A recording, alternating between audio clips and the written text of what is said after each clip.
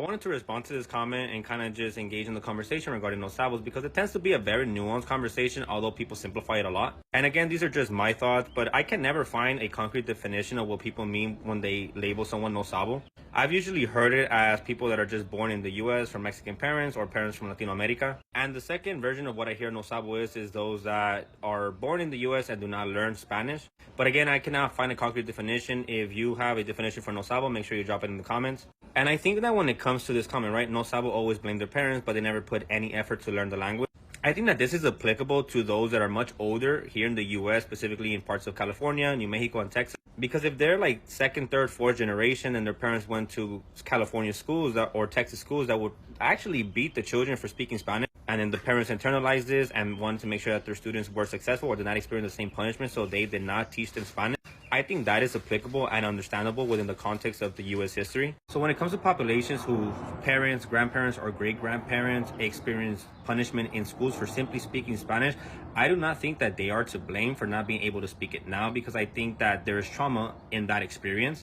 But if you're like me, if you're first generation, meaning that your parents are from Mexico or any other part of Latin America and you're born in the U.S. and you do not know Spanish, at some point, I think it's important to take accountability for not making the effort to learn the language. I know Spanish and I can speak it when I'm in Mexico, but I am going to have an accent. And again, that's because in elementary, my mom was told by teachers not to talk to us in Spanish because it was going to confuse us learning English. So she put us in catechism classes in Spanish, so where we were able to learn it in a more formal sense. But despite this, I made the mistake in high school of not taking Spanish despite it being offered 3 to 4 years in my high school. And as an adult, I'm able to reflect in hindsight and know that had I taken those Spanish classes and actually paid attention, I'd probably be much more fluent in Spanish.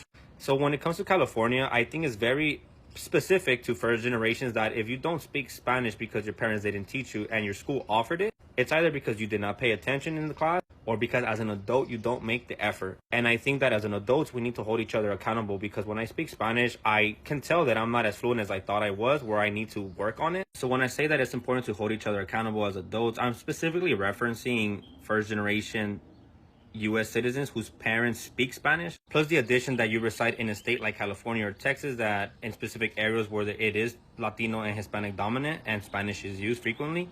Because more than likely the schools are going to offer dual immersion programs or even Spanish up to 3 years or AP Spanish. And again, as adults, we do live in a digital age where we are able to access resources to learn Spanish, Duolingo, community college classes where we can take Spanish classes. So at some point, I do think it's important to hold ourselves accountable and make the effort to learn the language if we decide to. Which is why, to me, a no sabo, this is just my definition, is someone who actively chooses not to learn Spanish despite wanting a connection with the language.